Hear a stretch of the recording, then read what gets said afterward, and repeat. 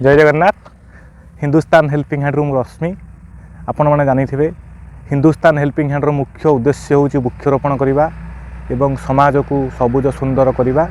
आमे वर्तमान Hindustan helping hand एक फूड जोन जो निर्माण कराई से अच्छू।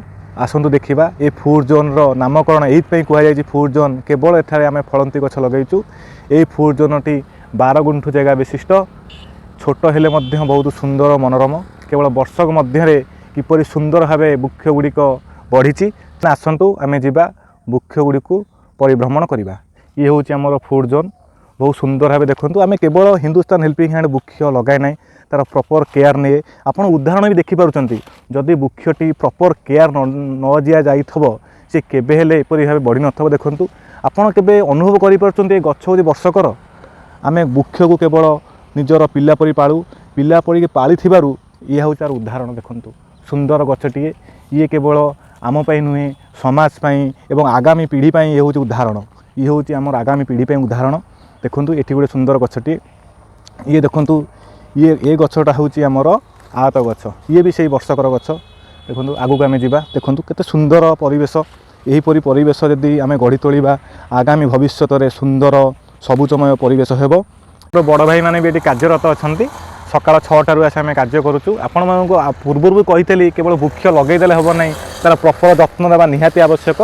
देखो घास गुड़िक किपरि सफा कर मूल सफा कर यह हूँ आम कष्टर फल जहाँ आप उदाहरण आप देखुवे वृक्ष गुड़ी सुंदर भाव बढ़ी। यह हूँ आम कष्टर फल देखिपे आम वृक्ष गुड़ी को किपरि जत्न नेउचु। ये हूँ आमर कष्टर फल केवल आम नुहे आम आखपाखर पिलामानकर सहयोग बल ये सब कर संभव होइछि। आपण माने जानिथिबे संसार जदि 3टी ऋण रोचे पितृ ऋण देव ऋण एवं गुरु ऋण ता सहित आउ गोटे मु ऋण आड करा चाहूँगी जो प्रकृति ऋण। जेपरी आम आमको माटी आमको पाली थाए एवं गुरुठू आम शिक्षा लाभ करिथाउ सेपरी आम प्रकृति किछि पाइथाउ। प्रकृति पई किछि करिबा आमर होउछि कर्तव्य एवं धर्म मध्य ताहा आम करिचु।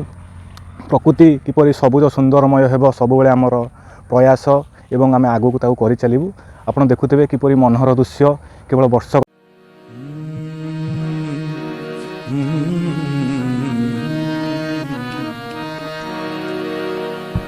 रचा सृष्टि को जिस प्रभु ने रचा सृष्टि को जिस प्रभु ने वही ये सृष्टि चला रहे। रचाए सृष्टि को जिस प्रभु ने वही ये सृष्टि चला रहे। जो पेड़ हमने लगाया पहले जो पेड़ हमने लगाया पहले उसी का फल हम अब पा रहे हैं। रचाए सृष्टि को जिस प्रभु ने वही ये सृष्टि चला। मुख्य उद्देश्य हूँ अंतत जीवन काल में गोटे वृक्ष रोपण करंतु। पुओ सीना पोषे बापा माँ को वृक्ष पोषी थाए सारा विश्व को।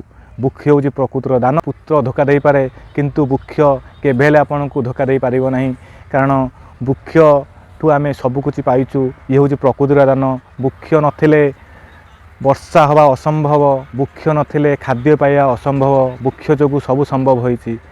मु हिंदुस्तान हेल्पिंग हैंड रश्मि आपन विनीत अनुरोध करुच्ची अंतत जीवन काल में गोटे वृक्षरोपण करंतु एवं समाज को सबुजमय करंतु। हिंदुस्तान हेल्पिंग रश्मि जय जगन्नाथ।